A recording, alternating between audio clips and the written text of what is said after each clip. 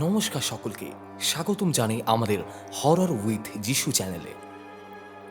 আমরা মূলত ভৌতিক কিংবা অলৌকিক সত্যিকারের ঘটনাগুলি আপনাদের সামনে তুলে ধরব। নতুন ঘটনা এবং আরও নতুন তথ্য সম্পর্কে শুনতে আমরা সবাই ভালোবাসি, তাই এই চ্যানেলটিকে সাবস্ক্রাইব করতে ভুলবেন না। আমরা কথা দিচ্ছি, এটি শুধুমাত্র শুরুর পথ। এরপর আপনাদের পাঠানো সত্যি ভৌতিক ঘটনাগুলি তুলে ধরব আমরা এই চ্যানেলের মাধ্যমে, তাই চ্যানেলটিকে সাবস্ক্রাইব করে বেল আইকন প্রেস করতে ভুলবেন না। শুরু করছি আজকের ঘটনার প্রেক্ষাপট নিয়ে আলোচনা। পশ্চিমবঙ্গে সবচেয়ে ভৌতিক আখ্যা পাওয়া রেল স্টেশনের সত্যিকারের ঘটনা।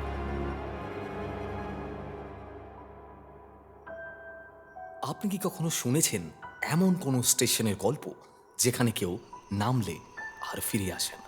একটা স্টেশন যেখানে ট্রেন আসে কিন্তু যাত্রীরা থামে না।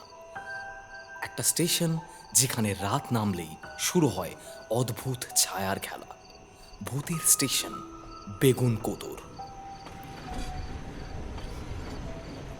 বেগুনকোদর পুরুলিয়ার ছোট্ট এক গ্রাম। এখানেই এক সময় চালু ছিল রেল স্টেশন। 1960 সালে লোকজন খুশি হয়েছিল, শহরের সাথে যুক্ত হলো এবার গ্রাম। কিন্তু সুখ বেশি দিন টিকল না। শুরুটা হয় এক অদ্ভুত ঘটনায়। একদিন এক মহিলা ট্রেনের নিচে পড়ে যায়। অনেকে বলে সেটি ছিল আত্মহত্যা, কিন্তু কিছু যাত্রী বলেন তারা দেখেছিল মহিলার চোখে ছিল ভয়, আর পাশে দাঁড়িয়েছিল এক অন্ধকার ছায়া। রাত নামলে স্টেশনে দেখা যেতে থাকে সাদা শাড়ি পরা এক নারীকে। সে দাঁড়িয়ে থাকে প্ল্যাটফর্মে, এক হাতে লণ্ঠন, অন্য হাতে রক্ত মাখা কিছু। কিছুদিন পর ঘটে এক বিরল ঘটনা। একদিন স্টেশন মাস্টার নিজেই খুন হয়ে যায়। তার মুখ বিকৃত, চোখ হা করে খোলা, যেন সে মরার আগে কিছু ভয়ানক দেখেছিল।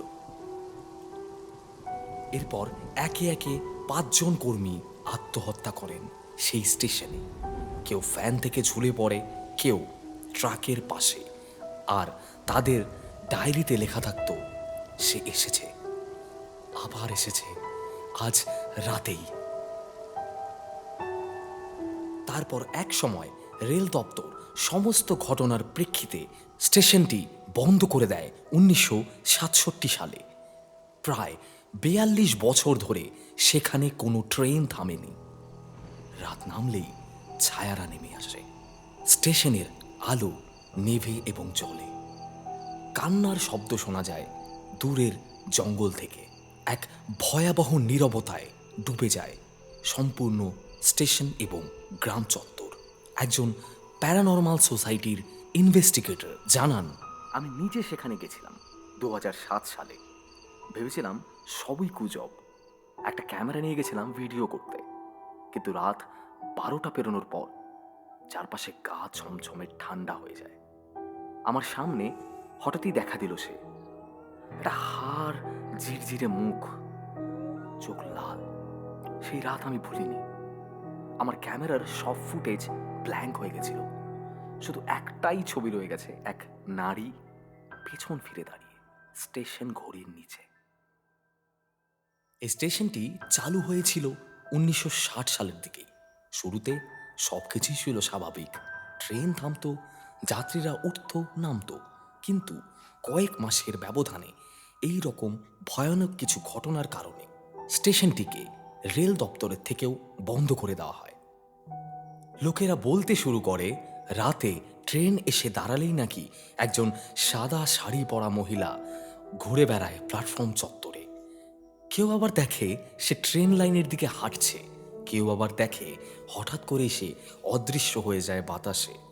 কেউ কেউ বলতো এই নারী এক আত্মহত্যাকারী, ট্রেনের নিচে কাটা পড়েই নাকি তার মৃত্যু, আর এখন সে ফিরে যেতে চায়, প্রতিশোধের খোঁজে আবার ফিরে পেতে চায়। সে নাকি মুক্তি পায়নি। এই সমস্ত ঘটনার পর লোকজন এই স্টেশনে কাজ করা অবধি ছেড়ে দেয়। ট্রেন চলাচল বন্ধ থাকে প্রায় 2009 সাল পর্যন্ত। স্টেশন চত্বর পড়ে থাকে সম্পূর্ণ পরিত্যক্ত অবস্থায়। রাতের বেলা তো দূরের কথা, দিনের আলোতেও কেউ এই স্টেশনের কাছাকাছি যেতেই চাইতো না। তবে 2009 সালে মমতা বন্দ্যোপাধ্যায় যখন রেলমন্ত্রী হন, তখন তিনি ঘোষণা করেন, ভূত বলে কিছুই নেই, সবটাই গুজব। বেগুনকোদর স্টেশন আবার চালু হবে। স্টেশন আবার খোলে, ট্রেন থামতেও শুরু করে। তবে লোকমুখে আজও শোনা যায়, রাতে এখানে কেউ নামতে চায় না। স্টেশন মাস্টাররা সন্ধ্যা নামার আগেই চলে যান। রাত বাড়লে নাকি এখনো দেখা যায় সেই সাদা শাড়ি পরা নারীকে ট্রেনের দিকে তাকিয়ে দাঁড়িয়ে থাকতে। বিগত কয়েক বছরে অনেক সাংবাদিক, অনুসন্ধানী পর্যটক, এমনকি ইউটিউবাররাও গেছেন এই স্টেশনে। কেউ বলেছেন ক্যামেরায় ধরা পড়েছে অদ্ভুত আওয়াজ। তবে আজও প্রশ্নটা থেকে গেছে, এই ভূতের গল্প কি শুধুই লোককথা, নাকি সত্যি বেগুনকোদর কোনো এক অসমাপ্ত আত্মার ঠিকানা?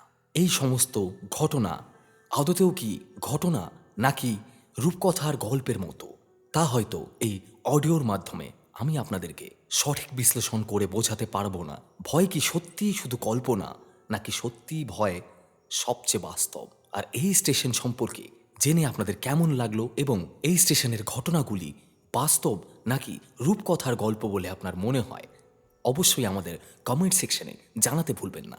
আর আপনি যদি কোনোদিনও পুরুলিয়ায় যান, আর যদি রাতে ট্রেনে করে বেগুনকোদর পেরিয়ে যান, একবার জানালার বাইরে তাকাবেন, হয়তো কেউ দাঁড়িয়ে আছে, আপনাকে দেখছে, অথবা শুধু দাঁড়িয়ে আছে অন্য কারো অপেক্ষায়। আজকের মতো এই অডিওর শেষে আপনাদের সঙ্গে কথা বলে বিদায় নিচ্ছি আমি, যিশু।